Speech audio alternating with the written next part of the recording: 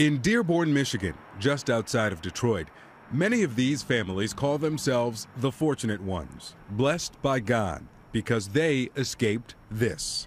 The years-long civil war in Syria.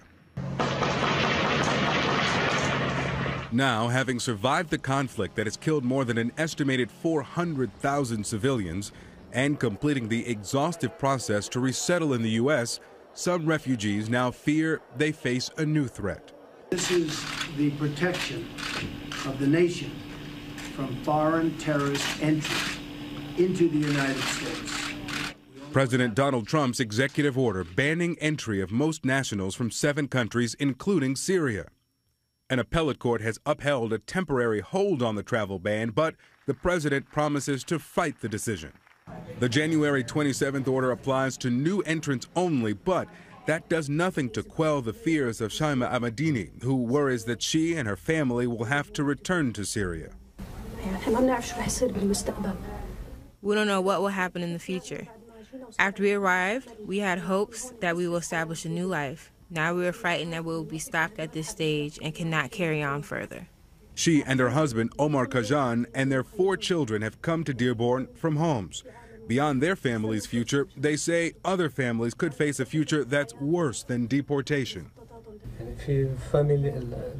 Some families have been split into 2 parts. One that arrived and the other one that was ready to get in but was halted. Like some dads with their children and vice versa. So this separated the families. And if this thing continues, they will end up completely separated.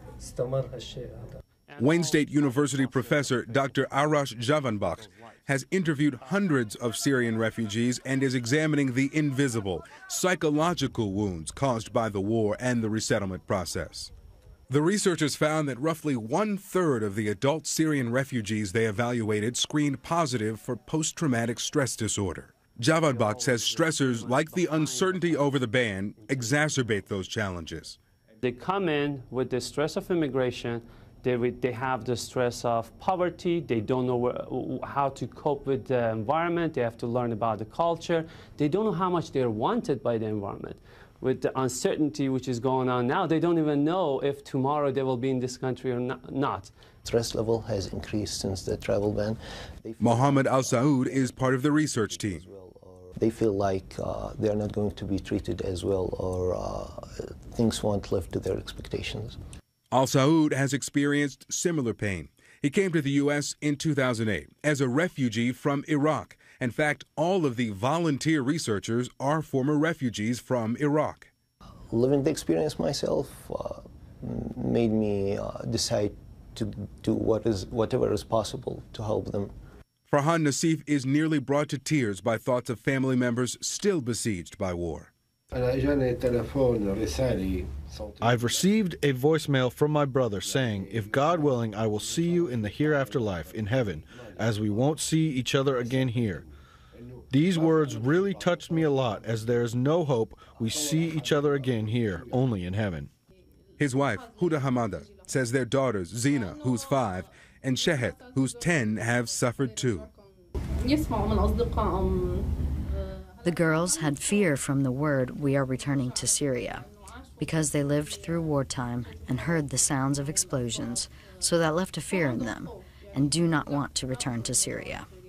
The researchers say the vast majority of the child refugees from Syria they've spoken with suffer from separation anxiety, and more than half have developed an anxiety disorder. They don't have that sense of independence, or like things will be fine if you are like just a little bit away from your parents. A 6-year-old Syrian kid who came here in 20 years is going to be an American adult, right? So now this is our questions as Americans. They have to ask themselves, do we want this kid, when they're an adult, being integrated, functional, happy, and productive American, or do we want them to be segregated? Low socioeconomic class, person who sees others as the Americans and themselves as the group of refugees who came here. Integration is very important, and that's on us. For now, this family is focusing on settling into their new life in their new country. You're welcome here, no hate, no fear. Refugees are welcome here. But as the fight over immigration and national security wages on, many still wonder if they'll be forced to pack up and look for a new place to call home.